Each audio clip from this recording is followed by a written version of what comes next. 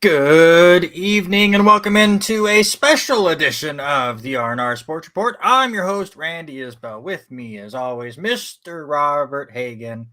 Robert, man, how was your Christmas? No, it was okay. Just kind of laid low. Didn't do a heck of a lot. So I think rested up a little bit going into what I know is coming the next few days. Yes, absolutely. We will get all into that. The Avista Tournament starts tomorrow, bright and early for the Clarkston Bantams. Lewison gets the nightcap. I'm going to be there for all 8 games, watching away and taking notes and maybe doing some quick little videos for us. We'll see how energized you and I are through the tournament and what we're able to do, especially tomorrow. And then obviously the tournament continues Wednesday and Thursday. So we decided throughout the week that we were going to go live on Monday. And then the more we got close to Monday, the more I went, well, I don't know if we can really fill 2 hours without doing a lot of research and a lot of notes. And I haven't really had time to do notes. So let's just do a quick little 1 hour compact show, which works good because we don't have a lot of local stuff to talk about. There was a couple games that we will hit on throughout, and we'll do a quick paced NFL version as well. And who knows, maybe we'll find something that really works for us, and maybe just 60 minutes is all anyone can take. Yeah, with everything that's going on, I think that trying to watch a game, I'm a little bit interested in, not knowing going into this game it was going to be a huge one tonight. But I move on to my fantasy championship if Austin Eckler can have a bad showing today. So yeah, sorry for your luck. Sorry for all fantasy people. And that's all I got. We had one bowl game today, and unfortunately, it let Robert come back and tie me in our picks as New Mexico State beat Bowling Green 24-19. So we're both 9-9, which honestly is a win for me for printing a bowl sheet and circling. That was the research I did for that. That's how much I cared about these. And apparently we picked this one different because all of a sudden you're tied with me. Yeah, that was one besides Western that I was a little concerned about. And right now, Monday Night Football going on, which is an interesting one for us. It's been over a year since we went live during an NFL game. You know, COVID and all that stuff allowed for a couple Tuesday night games last year, and we were able to cover them live. I think, didn't Baltimore play live on a Tuesday? Yep. Yeah, so that was a lot of fun. But right now, Chargers and Colts second quarter all tied up at nothing. I do need the Chargers to win with a score in the 30s, I think, for me to finish in the top 3 in our pick'ems in our bowling league for the second straight week. That's what I'm focused on. My picks are getting better. That's all I care about. All right, we'll get into football in a little bit. Let's hit the Avista Tournament. And we'll get some of this local stuff out of the way, and we'll finish up hard with all the NFL news and all the fun. But the Avista Tournament for you and I, top 3 local event, I think, that you and I are able to be a part of. Obviously, the Golden Throne coming up next month is a very big one, especially for a one-day event. It's fantastic. And then, of course, the NAIA World Series that will get come May time, and we'll see again this year if LC can make it now that they are back in that position of having to qualify to make that tournament.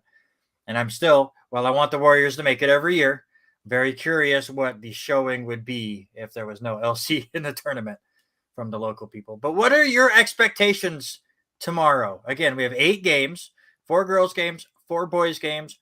Your Bantams start off the tournament. What are you expecting?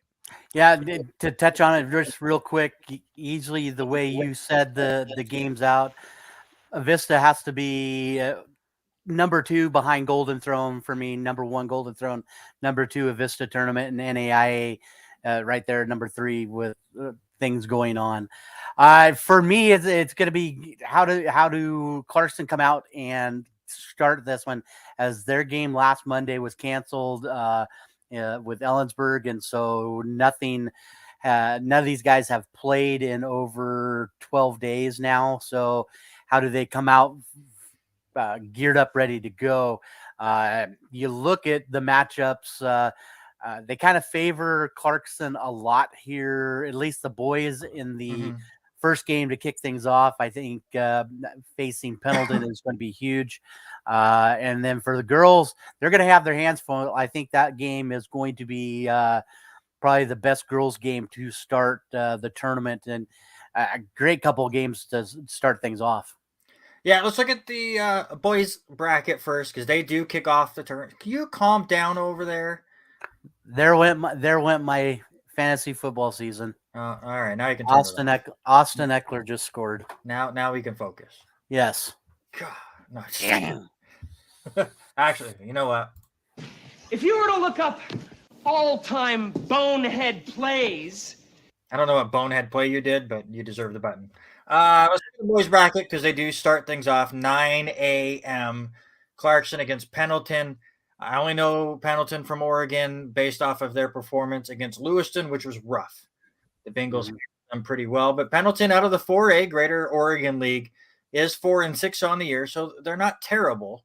They're not what Lewiston made them look like, that's for sure. Clarkson 3-2 out of the 2A Greater Spokane League. I keep forgetting to ask Taco, are we having a shot clock this year? I think this year it's an Idaho thing, so I would assume with Idaho now using the shot clock, correct? Well, they could. They can. I would. It's I up would to the teams, so. And I have yet to cover a game with the shot clock working, even though the shot clocks are up. So we'll see. I'm hoping shot clock. So that is your first boys game.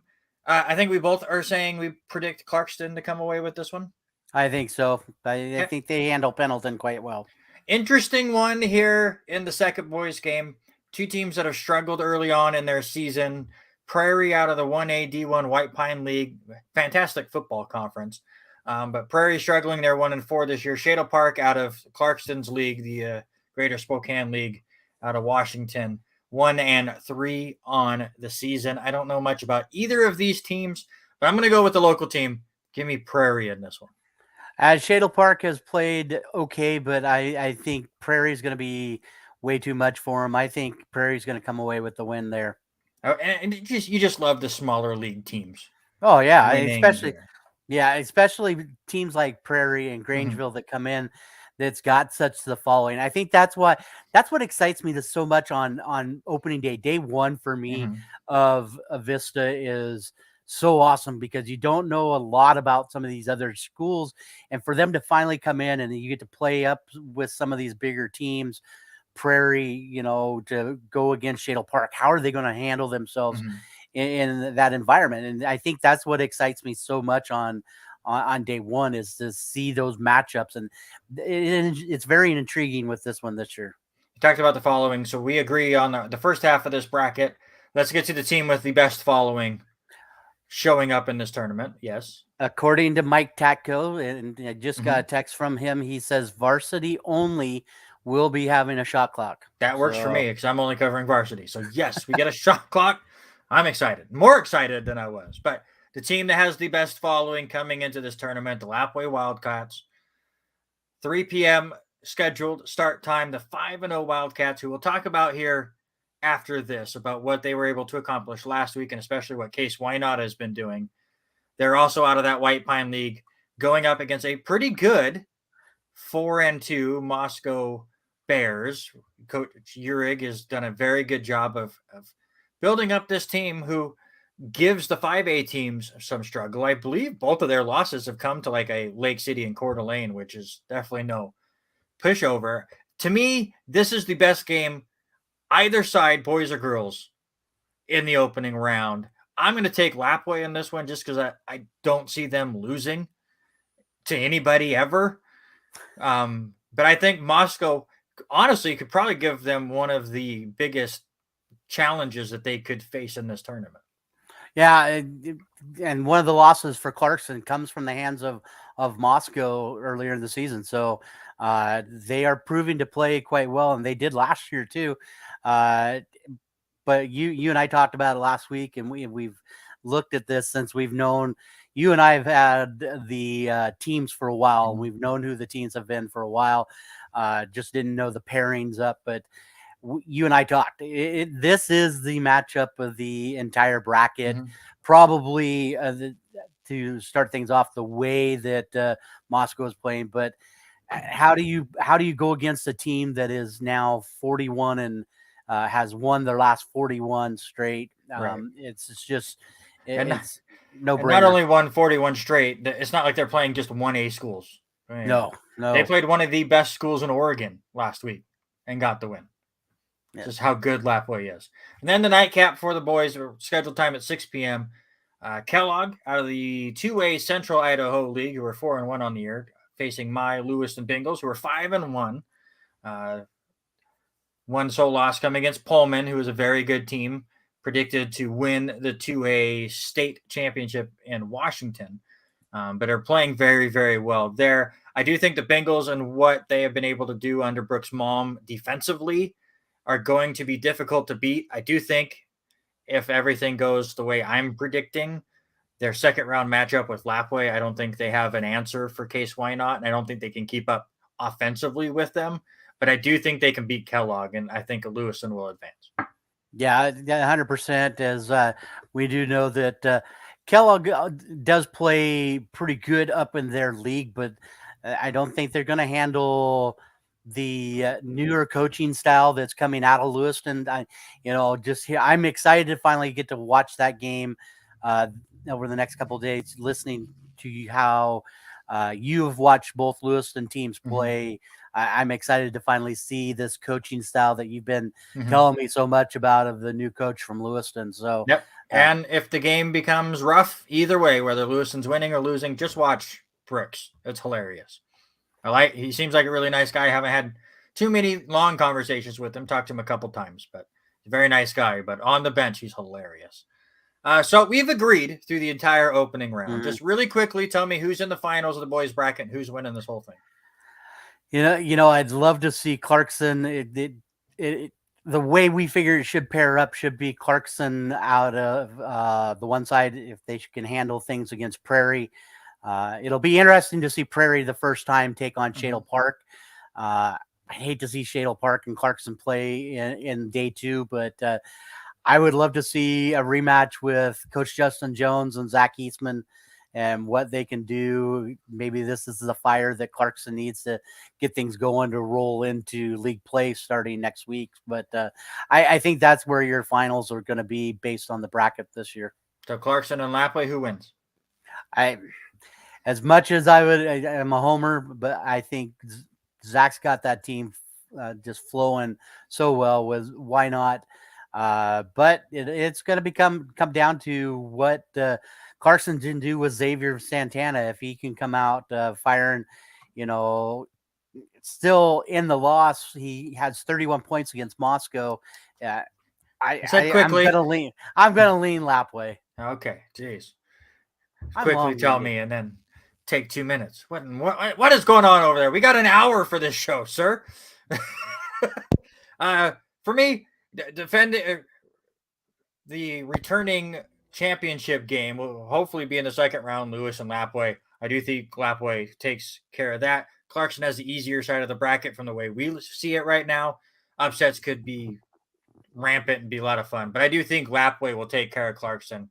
And sadly, you and I completely agree on the boys' side, which is very boring. And hopefully we're wrong, and we have a lot of fun throughout.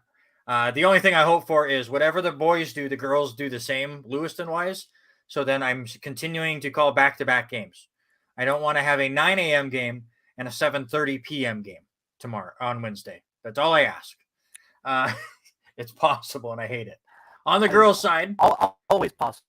All right. On the girls' side, Clarkson starts things off again at 10:30 a.m. They're 4-1, taking on Grangeville. They went to state last year in the 2A league. They're 5-5 this year. Just really quickly, can Grangeville give Clarkson trouble. I think so. With not having a big, really for Clarkson, we've talked about it a couple times. Eloise Teasley is our biggest girl on the team right now at 5'9". I think they have her listed at 5'10". So it'll be interesting, and the youth of what Clarkson is. A lot of sophomores on this team, a couple of juniors, and very young. So going into Grangeville, they're going to have their hands full. I think it'll be enough that Coach Debbie Sabota can keep them on the winning train. But I'm going to take Clarkson beating Grangeville. I am as well. Grangeville has been great. Michelle Barger, I think, is the coach's name. I'm really bad with names, and sometimes I flip some of these coaches around, but I believe that is who it is. She's done a fantastic job with this program, but Debbie Sabota is somebody I've had crazy respect for, especially with her coaching ability from my years covering Clarkson with you. So give me the Bantams as well. Pendleton 3-5 will take on Prairie 5-2 at 1:30. And this one, I really do think Prairie is the stronger team. So give me Prairie here. Yeah, I think Prairie is going to be that team that possibly could upset Clarkson in day 2. So give me Prairie over Pendleton, especially with Pendleton not being very strong over the last couple of years. Lapwai against Moscow. The girls get ignored in Lapwai because what the boys are doing, but they won the state championship last year as well. They're 7-1 on the year, and unfortunately, Moscow has just really struggled on the girls' side. They're 2-8. It's been a rough year, so I do think Lapwai will sweep Moscow on the day. Here's my biggest prediction of the entire day with game number 6 there. Lapwai is going to hold Moscow to under 30 points. I can see it. Even with the shot clock, I can see it. Even with the shot clock. Final game of the entire night, 7:30 p.m. scheduled time. We'll see exactly when they tip off. Hopefully before 9. Kellogg 3-5 against Lewiston 3-5. Lewiston had won 3 straight, lost their chance to go 4-4. I like what they've been doing defensively. If there's going to be an upset, it could be here. It really comes down to what Zoe Kessinger is able to do shooting wise. And if Lewiston can work the ball inside, that's their bread and butter. And we'll see if Kellogg can stop them or not. I'm going to say Lewiston holds on, gets the win. Yeah, for me, it's going to be how well they can get that inside game. It just doesn't seem to be there. Almost like this year, both ball clubs are missing. Local ball clubs are missing a big, and that's what's really disappointing in this year. I'm going to take the upset just because I'm going to take Kellogg. I don't want to be the same the entire way down. So give me Kellogg upsetting Lewis. All right, I'll go through my semis and finals real quick on the girls' side. I'm going to take the upset and take Prairie to beat Clarkston. I think it'll be a really close game. Might be the best game on the girls' side for the whole tournament. I will take Lapwai to beat Lewiston or Kellogg if they get through. I think Lapwai is very, very good. And then we get a cool little White Pine League match between Prairie and Lapwai, and I will take Lapwai, which tells me the Wildcats are going to win both sides for the first time. It'd be a pretty cool story. Yeah, I think it could easily be that way. Lapwai is just so strong with what they're doing. Coach Marks there at Lapwai, what she's doing with the girls.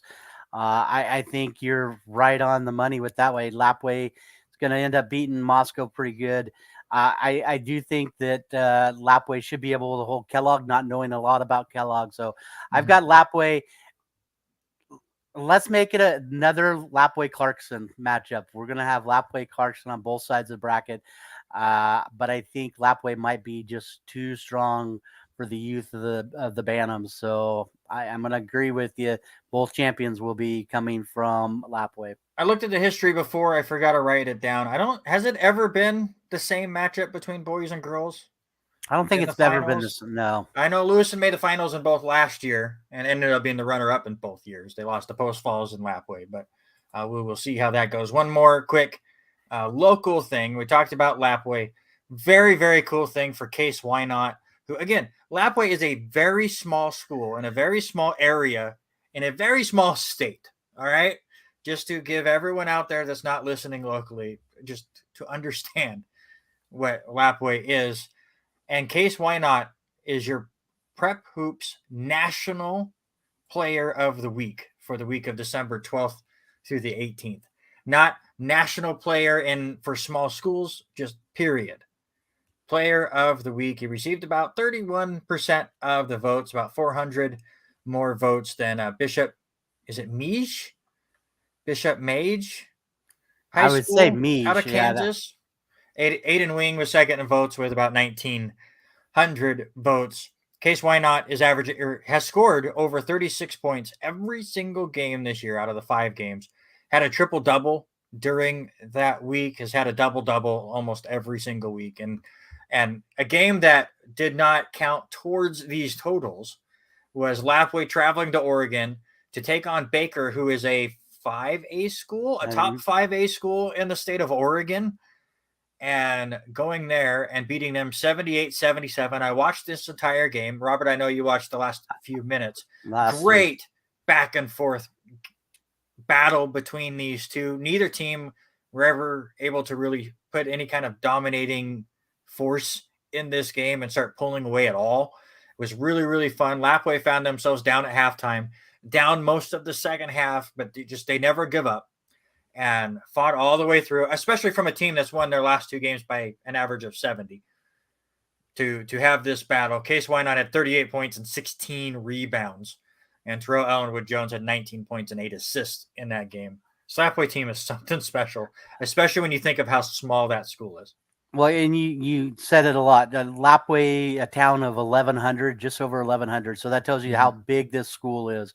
So, very, very known in the state of Idaho. But for me, you look at that game, and I only got to watch the last 3 minutes. And at one point, Lapway was down 9 at one point. And then even with 30, right at the 30-second mark, Lapway down by 5 and able to come back in the 2 big possessions, come down and get it into the hands of Case Why Not, get the offensive rebound, puts it back up. It just unbelievable what these guys are doing, how they're feeding on each other to keep things going. All right, let's get into the national stuff for the rest of the show. Again, we're very excited for the Avista Tournament. We'll touch on it right at the end, remind you of everything coming up. But, Christmas was yesterday, and it was full of national sporting events. There was so much going on the television, even especially when you think of Saturday and having most of the NFL games on there, which I just have to admit, my brain completely forgot. So I didn't even turn on the TV to start watching football until about 10:30. Robert Taylor messaged me about a Kansas City touchdown, and I went, oh yeah, we have NFL going on right now. But my question to you is, Chris, we've always talked about these different holidays being synonymous with a certain sport now, right? Thanksgiving is NFL. 4th of July should be Major League Baseball, but they don't really take advantage of it. New Year's Day is college football, and so on and so forth. Christmas has always been an NBA sport or an NBA holiday. And they do the same thing. They had 5 bid games all on the ESPN, ABC landscape, right? But the NFL threw 3 games out at them. And my question to you is obviously you and I have a bias for what we were watching. But in the end, who really owned Christmas yesterday, the NFL or the NBA? I think the NFL. I mean, they just seem to be taking over with what's going on. And I think NBA had 5 games on it. My TV never even touched the NBA. Well, but again, because you hate the NBA. Just like I hate the NBA. I had the Knicks game on the side TV and then turned everything off because I didn't really care. But take us out of the equation. Just look at it. Green Bay and Miami was good, right? Right. That game was good all the way through. Green Bay wins 26-20.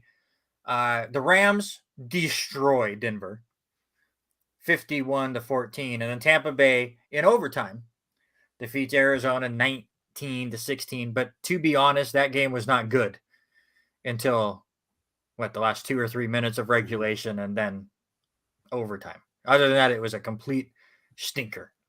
For the NBA, 76ers come back in the second half, beat the Knicks 119-112. Dallas beats the Lakers 124-115. Boston over Milwaukee 139-118. Golden State beats Memphis 123-109. And then Denver beats Phoenix 128-125 in overtime. So it seems like the same thing happened in the NFL and the NBA, where kind of the middle part of the day, just there was nothing close. No, it wasn't. That's the big thing. And I love that the NFL is trying to compete with these others to keep things going all season long, even to the point of when it's the NFL draft time and all this signing stuff. They're trying to keep their name out there in the forefront of all the sports, all the major sports, NBA, NHL, MLB. Honestly, sorry, I'll let you finish, but I honestly think that it was just one of those weird years this year. I don't think the NFL is going out of their way to stomp the NBA out of Christmas. In a couple of years, when Christmas lands on a Wednesday, we're not going to have an NFL game.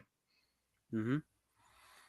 Well, that's a good point. I mean, do they? I mean, eventually, do you start scheduling days where you have a couple of games to stagger? I mean, you look at this season, 11 of the 16 games fell on Saturday this year, which is got them away from Christmas. Yeah, and next year, Christmas Eve it lands on Sunday, which Mm-hmm. again is going to mess up our bowling league. Even worse because we'll get into it. It don't matter. But Christmas lands on Monday. Is the NFL going to do what they did this year and put 3 games on Christmas Day? Or are they just going to go, well, we have Monday Night Football. It lands on Christmas. Here's your Christmas Day game. Yeah, and it's just going to be interesting to see, especially with all of these companies now that are buying in, with, the Amazon side of it. Now them making deals with YouTube to have some notoriety. What does the NFL do with those? Do they offer them to have a game on each of those days, which, it's building their market. I think it could be huge. So it will be interesting to see over the next few years, but it's just it's become a business thing for these guys, and they've got to be able to make their money. And I think they're going to continue to do that. So. No, Harry's here. Perfect. Harry, weigh in. Who won Christmas? The NFL or the NBA? Harry watches, I think, more NBA than us. He watches more NHL than us, that's for sure. But anybody watches more NBA than us. That's the only reason I bring that up. But again, I will agree with you that the NFL is trying to take over Christmas if they put 3 games on Monday night next year. If they spread out 3 games. Raw's a clip show. That's awesome. It's smart of them. I'm surprised. I mean, SmackDown, I know, recorded back-to-back shows, but that's a 2-hour show. That's easy to do. You cannot do 2 back-to-back 3-hour shows. Harry says the NBA. And I can't really disagree with him because the Rams-Denver game was so horrible. I almost wanted to watch anything else. We had it on in the background and did very little with that. I just want to say it was really, really awesome that out of the 3 NFL games on Christmas, the main story was quarterbacks giving gifts to the defense. There were so many interceptions in those 3 games. It was nuts to see with all of those going on. Yeah, the scheduling gods were not kind. Yeah, that's the biggest thing is, do you start? And I thought about that when Harry typed that up. That was the first thing that I thought of is knowing what's happening going into this next week. Does the NFL start looking at these holidays and throwing more flex games in? Where it's so tough to flex out of days. Right. Flexing works on the same day for Sunday Night Football because you're just changing the hour that the time starts. Right. But now changing a game from Saturday to Sunday is difficult. They do that now for the last week. But so they can. They're obviously showing precedent that they're not against it. But yeah, with holidays, like Harry says, it could make sense for them weeks in advance to say, hey, our Sunday slate, the Rams in Denver looked really good in August. it's kind of a stinker. You know what's not a stinker? Dallas and Philadelphia. So that is now our middle day Christmas thing. But I know Fox wouldn't have wanted to give that up on their Saturday, and I'm sure the ratings on that were fantastic. Though it would have went kind of what Thanksgiving did for Dallas if that was your middle of the day Christmas Day stuff. Exactly. If Philadelphia Dallas was there, that's it. That's your big ratings getter, and I'm sure it would have been a lot higher than the Rams in Denver. Before we move on to the rest of the NFL slate, and we'll hit the news first. I don't know if you have any crazy Christmas stories. I have to share one just for some fun here, and to shout out my daughters and really McSorley Elementary here in Lewiston. I don't know if other schools do this. Chase's schools never did this, but she had what was called a penguin store a couple weeks ago. So we gave her money in a little envelope that we sealed up, gave to the teacher, and a list of all the people that she was going to shop for. So it was just me, mom, and Chase, and how much she could spend on each of us. And there was like a little tally mark. So this way, these kids can go to the store and shop for their parents or their loved ones and not be taken by the parents. So then the parents know what they bought them. And you don't have to go way out of your way to, okay, now the kid has to make 2 trips, one with mom and then one with dad to get for mom or whatever. So it was really, really cool. They wrap them up for them and everything. It works out great. Unfortunately, my daughter's 5 and reads extremely well for a 5-year-old. She does great, but doesn't read the best. So she goes, Daddy drinks coffee. So she got me a Christmas mug, which was fantastic until I opened it. And when I held it up and I read the words out loud, she started gut rolling and just said, I didn't realize it said that. My mug that I got for Christmas says, I love Grandma. So I have I love Grandma mug. I love it very much. I will still use it, but that is my fun Christmas story. Do you have any craziness with the grandkids or anything? No, they were all over the place like they normally are, but it's just crazy to see for me. Tori was 3 when Denise and I got together, and so it's crazy to relive some of these moments through the eyes of a 3-year-old or a 7-year-old of how innocent life can be, and just to open up a gift and something to be crazy is it's unbelievable. I think my biggest thing, and a couple of the elementary schools in Clarkson do something like that, but I think for me, and it doesn't pertain to my kids. Well, I'm going to rephrase that. My kids at school, but we do a program called lunch with students, holiday with students, and so some of the staff take those kids that are in need to buy themselves a Christmas gift, or they buy for others, and we take them to lunch. We do lunch one day, and then after lunch we go shopping. For me to see, and I got to hang out with 3 other teachers. We went and did stuff together, but to see the difference between a couple of the students, one kid that I took was more into buying stuff for his family than he did. He spent $6 on himself for fishing lures compared to spending money on his brother, his mom, and his grandma. And that's where most of his money went. And then to another student that was with one of the other teachers that went with me, was all about him. He had never been taken out to lunch, had never been taken anywhere to shop before. And I'm talking about these kids are 12, 13, 14 years old. And to see the difference between these kids, hands down, that's one of the funnest parts of my job every year, is to be able to give back and go do that. So I think that's probably my biggest Christmas moment there. Nice. I absolutely love it. All right, back to the NFL. And it wasn't the greatest day after Christmas for one Nathaniel Hackett, as Denver said. And I haven't tested this, so if it's bad quality, or it says something incorrect, I apologize. But they said, "You're fired." What? Yeah, it worked out pretty good. I'll save that one. All right. Hackett gone, 4-11, first year head coach. Just did not work in Denver.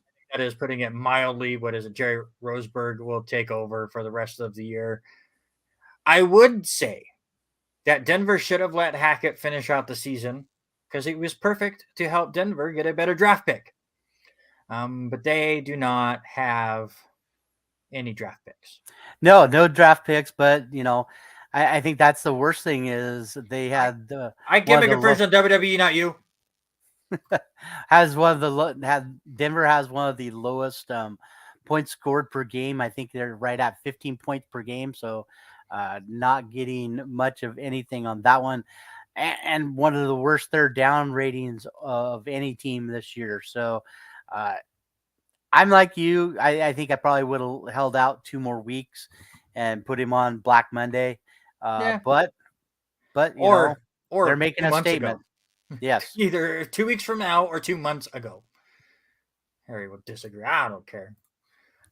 Tua back in the concussion protocol. I did not see this. What do we got going on here? So Tua is back in. Wait, hold on. Harry's saying he actually cut that clip on our show. I'm on myinstance.com. Did you put it on there? Because that's where I'm taking it from. Anyways. Yeah. I may or may not have. You cut you did his voice. I got it.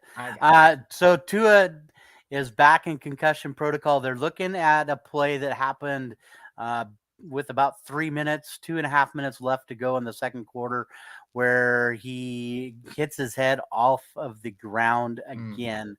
And I was listening to the speak today when this broke, and listening to Acho and LaShawn McCoy and Joy Taylor and all of them talking about this, breaking it down. And Acho has a great point. You look at his stats before he hits his head on the ground. He was 9 for 12, 229 yards, and a touchdown already. After this play happens, he goes 7 of 13 for 81 yards, 0 touchdowns, 3 interceptions. And, last about 2 minutes of the game or first half, this is the second time that he has finished a game this season.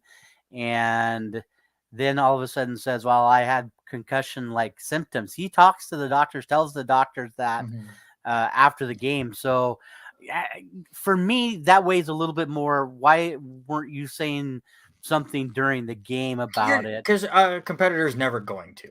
Right. Absolutely. Even with the hit that he took and how scary all of that was, you're not going to get a competitor like Tua to admit to this kind of stuff. So Eric brings up a good point. He says, thinks Tua should be done. And I'm going to ask you, and these were the two opinions from Shady. Shady made a comment, and Acho made a comment. Acho says he should be done for the year. Yes. Shut him down, finish out. Whether or not they make the playoffs or not, shut him down.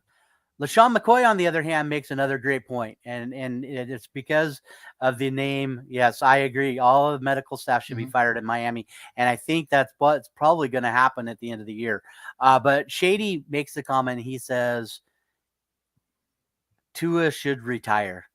This is coming from a guy that made the comment, and you look at it, Luke Kuechly retired at 25 years old, and he had 3 concussions in 1 year. I'm long-term about that too, and I kind of agree with Shady. I'm not a medical person by any means. I haven't stayed at a Holiday Inn Express in a long time. But it's a straight fact that once you get a concussion, it's easier for you to get more. We see it in football. We see it in the WWE all the time. Obviously, Harry here, he knows all about that kind of stuff. And it can get progressively worse. There are wrestlers out there right now who are still on the shelves because they just could not stop getting concussions. Just no matter what happens, it just became more and more easy. Now, I do think he needs to be set down for the rest of this year for his safety, period, and then evaluated from there. Evaluated from somebody that's not on the Miami medical staff, because obviously they don't know what they're doing. But if Tua decides to retire from this, I would not blame him. if Tua goes and wants to pursue and play, that is his prerogative as well. There are long-term effects that could be affected by this. We see CTE and what that does to everybody that is involved in that, but it's his life and he can do what he wants. But obviously, it shows again in the numbers that once after that hit, he really struggled. Now, I will say he wasn't as good as 9 for 12, 229, because a lot of those were get it out to Waddle or Hill, and then they ran like crazy. That's Miami's offense. But for his safety, I do think he should be shut down for the rest of the year. Mac Jones, is he dirty? Just give me 1 or 2 words real quick because we got to move on. I was going to say one thing back on the Tua thing, and it's just I think he should be done, retire. You've only got 1 year left with just over 1 year, retire out, and unfortunately, you're not going to make all that money. As far as Mac Jones, you watch that play and him hitting Eli Apple. I think Eli is making a big thing with it too. It is below the leg. I said 2 words. I we think gotta go. We got 20 minutes. I think he's gonna get fined. And then the main one. Mike White's back. Mike White returns to the Jets just when they need them. Because Zach Wilson's done. He's not even going to be on the roster the rest of the year. He's not going to be on the side. He's done. I can't do it. Thursday was horrible. Congratulations to Eric and his Jacksonville Jaguars, now first place in the AFC South. I give him props. But the Jets are not out of it yet. If they beat Seattle and they beat Miami, all they need is New England to lose to either Miami or Buffalo. And they're in. That's it. That's all I care about. It's not going to happen, but I can hope. Just real quick. Games that affected the AFC playoffs. Jacksonville defeated the Jets 19-3. Houston upset Tennessee, and Tennessee has become a complete train wreck. Ryan Tannehill out for the year. Houston wins 19-14. Kansas City does what they were supposed to do against Seattle, 24-10, even though Robert Taylor will be the first to tell you the offense had not looked that great for most of that game. Buffalo crushing Chicago 35-13. Cincinnati jumping out early and then letting New England back in late, but winning 22-18. Baltimore, with their backup quarterback, beating Atlanta 17-9. Pittsburgh over Las Vegas 13-10. Biggest game for the most impact in the AFC and why? I think one of them for me has got to be the Cincinnati game. As well as New England was playing there, they still hold the 1-game lead. It's going to be an interesting game coming into this next week with Cincinnati. So I think that one kind of put the nail in New England and in their being done. I do think that as well. I think New England is basically out of chances here. It's just not working for them. For me, it was Houston beating Tennessee because it's exactly what Eric just said. If Tennessee does what they're supposed to do and beats Houston, then they have a chance to lock up the division before that big Week 18 matchup if things go their way. Now, I expect both teams to use this week as a bye week. Rest some people and get ready for Week 18. Because this week means absolutely nothing. There's no seeding. There's no playoff positioning. Nothing. It's Week 18. You win. You're the 4 seed. You lose. You're out. Yeah, I think it's going to boil down to seeing what happens with Buffalo and Cincinnati. If Buffalo, and Harry says it quite right, if Cincinnati loses this one, Baltimore wins, Pittsburgh sets up a heck of a Week 18 in Cincinnati for the AFC North title and seeding there. On the NFC side, we already talked about Tampa Bay and their overtime win against Arizona. How about New Orleans defeating Cleveland 17-10? Carolina doing what no one expected, taking out Detroit 37-23, and it was not even that close. Minnesota remaining undefeated in one-score games, defeating the Giants 27-24 with a 61-yard field goal. 49ers taking care of Washington 37-20, and Dallas over Philadelphia 40-34. Same question, which game had the biggest impact for the NFC playoffs? I think for me, it's going to have to be the Dallas-Philly game. I mean, I'm watching that one. As much as it was crazy watching a 61-yard field goal shut Jimmy up, our buddy Jimmy. But Dallas and Philadelphia was a great game back and forth with them. Gardner kept them in there as long as he could. Dallas just seemed to be a little bit better. I think it's going to come to a little bit of shaky, not knowing what's going to happen this week is Jalen Hurts going to play this week, or is he going to say shut down for one more week? I want to touch on this with Eric real quick. Do you guys have a chance at the wild card if you lose to Tennessee? If you go 1-1 and you go what?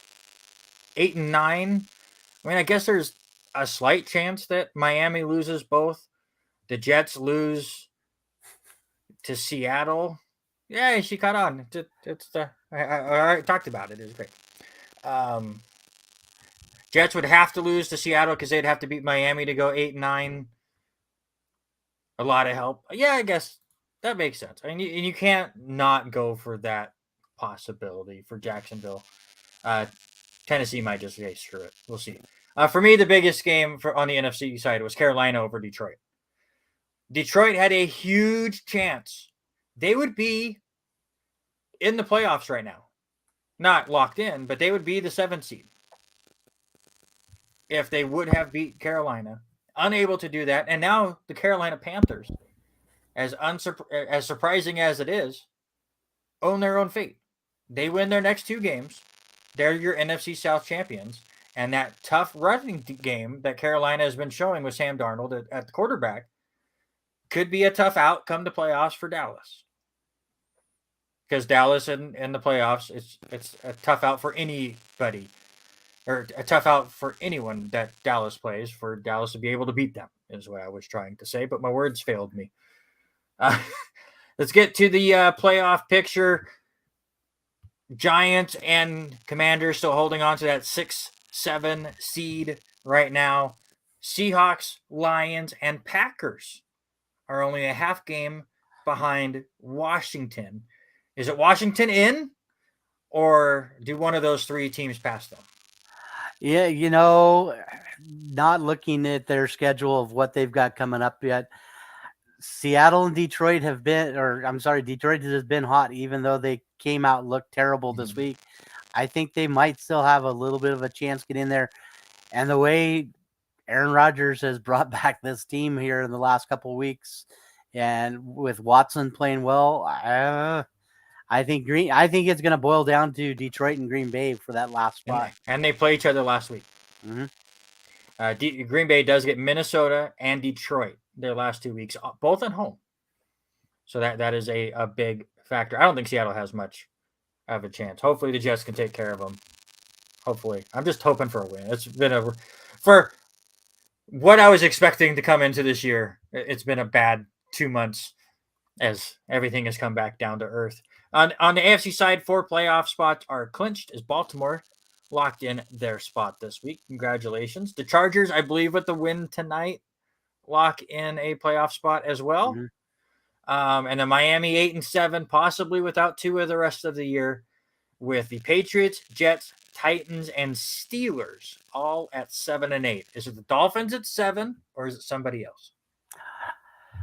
Listen, if they shut him down, it's gonna boil up to the other. I think they've got a great chance with Moser, the way he has played and running the ball. Wilson running the ball there too. I'm gonna stay with Miami and say they sneak in. As much as I'd love to see your Jets jump in there, especially with Mike White back at the helm and Joe Flacco as the number 2 guy.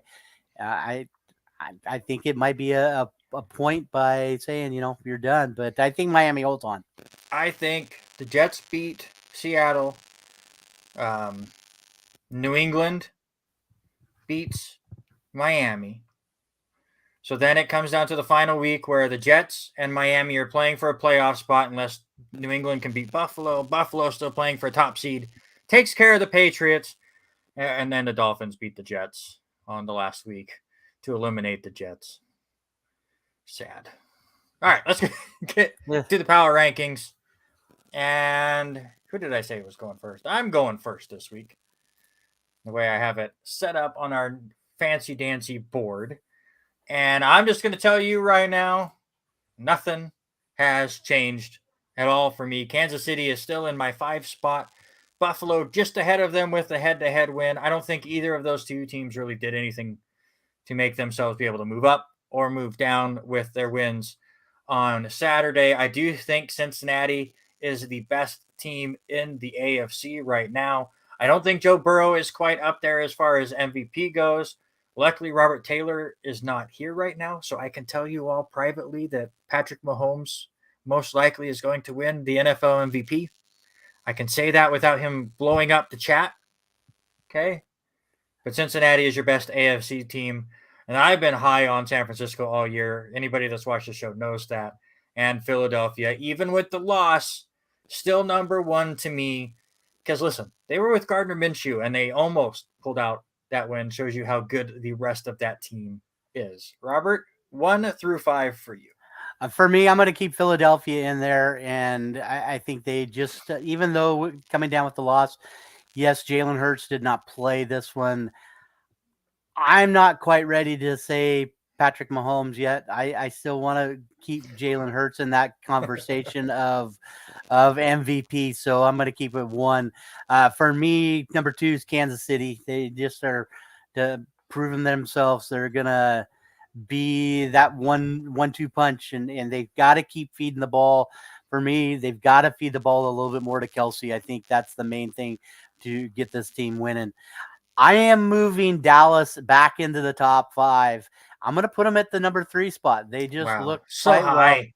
Well. I know they're a little bit higher, but I'm going to move them up. I think what Zeke was able to do is between Zeke and Pollard, those two guys running the ball all the time, and the defense is that one's going to boil down to in there. I'm going to keep San Francisco in there, and Hagen is drunk. No, I have not had one stitch of drinks today. No. Not today. Hagen is high. We were just talking about not that either. Listen, San Francisco is probably going to be that team that's going to come in, and I think they could easily make a big play as being the best team coming out going into the Super Bowl. And then for 5, I'm going to put Buffalo back in there. Buffalo has made their way back into this one after the way they've played. Singletary looked really good there the other day. I think the biggest thing for the Buffalo team is how they will perform against Cincinnati this Monday night. What a good game. What a fantastic game. For sure. Eliminator time. And I haven't even showed Robert this. We got graphics for our eliminators because we've been trying to list off who we've eliminated and it's just a long ass list at this point. We're almost to the end, obviously. If you're just checking this out for the first time, every single week we eliminate a team from our playoff contention, and hopefully at the end of the year we've eliminated every team that's been eliminated and will not make the playoffs. The math works out beautifully, but does it work out for us? Right now, for Robert's eliminations, we'll look at the teams right here that have clinched a playoff spot. And the ones in yellow here are the ones that would be currently in the playoffs. Robert, how do you think you've been doing as we go through your eliminations? I think I've been pretty mediocre with a couple of them. I'm concerned with a couple of them, but so is it going into the final 2 weeks. So right now, you only have one team that's currently in the playoffs that you have eliminated, and that's the Jacksonville Jaguars, so not too shabby. So if you don't go greedy and eliminate a team that's currently in the playoffs, you can pick between the Jets, Seahawks, Titans, and Saints. Who are you eliminating? For me, sorry to do this to my wife, but I am taking the New Orleans Saints out of the picture here. I think they just have... They're finally to the point that they are done, so I'm going to remove them out. Are you worried about Jacksonville? I don't think so. I really don't. I think Tampa Bay. I think Tampa Bay finishes it. I think they move back. Jacksonville. Oh, I'm sorry. Tennessee. Tennessee. There you go. Come on, man. I'm giving you a layup, and I'm missing it. Shooting it like a New York Knicks. You're throwing it like Tua in the second half. All right. My elimination, same thing. Same playoff teams. Same teams. Obviously, they're in the playoffs. I have not done as well as Hagen has. I have 2 current playoff teams. You see one right there. 2 current playoff teams that are in the playoffs. I also have eliminated Jacksonville. I have also eliminated Washington way back in week 3. I'm starting to feel a little bit more comfortable with Washington as Tyler Heineke has completely fallen on his head the last few weeks and even got benched this weekend. I am extremely worried about my Jacksonville elimination. I don't think Tennessee is going to beat them in that last week with their backup quarterback. Malik Willis just is not it. Ryan Tannehill is not a top-tier quarterback, but Malik is not it. So for me, I have more options than you. Jets, Falcons, Packers, Seahawks, and Titans. And it was really easy for me. Do you know why? Because the Atlanta Falcons were eliminated this weekend. So I can eliminate them off my board with zero worry. So there you go. That's all what I have. I have Packers, Jets, Seahawks, and Titans I can still pick next week. Hopefully one of them starts getting into the playoffs, and we'll see where we land. Again, it was our experiment to see some overreactions early on in the year. And really, it's kind of worked out with Jacksonville and Washington. This week, we had 6 games different. I got 4 of those 6 right. Minnesota, it was so close to getting the Giants pick right. I thought I was so smart. And then, of course, I let you pick the Jets for me because I told you I was picking the opposite, and that didn't work out. But I've cut your lead down to 7, which is 2 weeks to go. We picked the Chargers the same here, so it doesn't matter either way. You're at 147.90 and 2. I'm at 140.97 and 2. I think neither of us should be super proud of what we've done, but I'm not happy. Next week's games, I'm going to go through some of them real quick. You just tell me the top 2, because I think we all will agree on the top 1. So give me the top 2. Dolphins, Patriots, Saints, Eagles, Panthers, Buccaneers, Jets, Seahawks, Vikings, Packers, Steelers, Ravens, and Bills, Bengals. What are the top 2 games in Week 17? Hands down, I think we've already agreed with the Monday night game. It's going to be Buffalo, Cincinnati. For that one. I think the other one's going to boil down to Miami, New England. There's a lot on the line.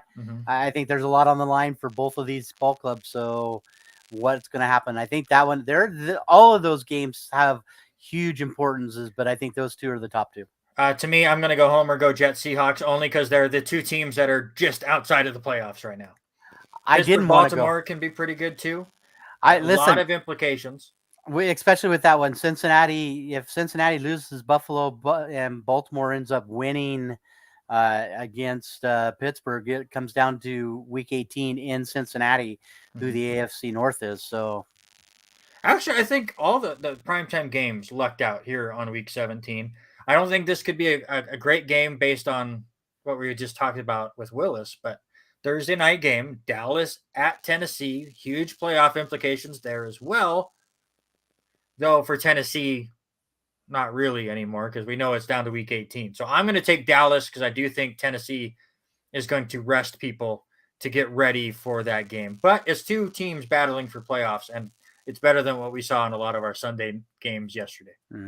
Yeah, I'm taking Dallas. I think with everything going on with quarterback, with Derrick Henry not looking the way he has the last few, I think Dallas is just going to control everything in this game.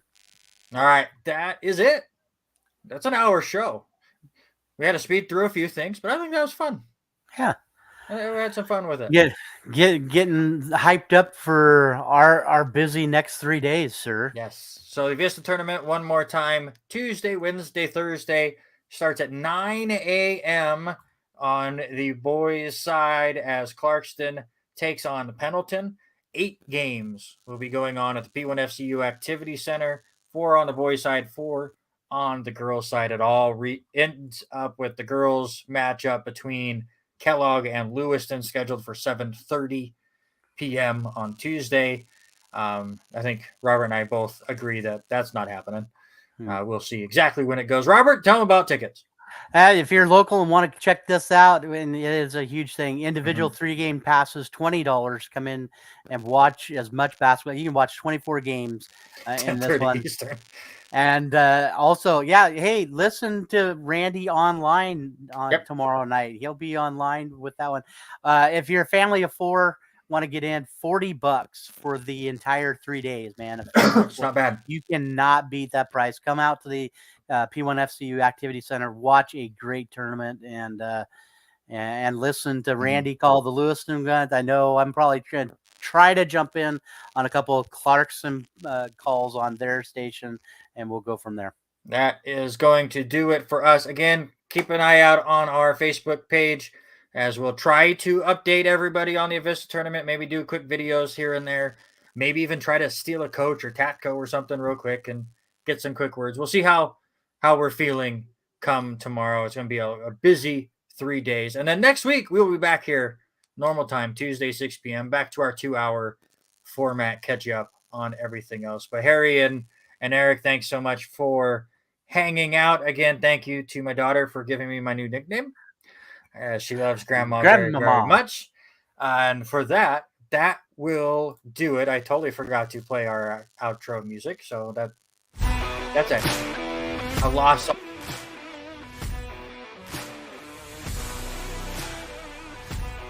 the spell. We are the R&R Sports Report, and we are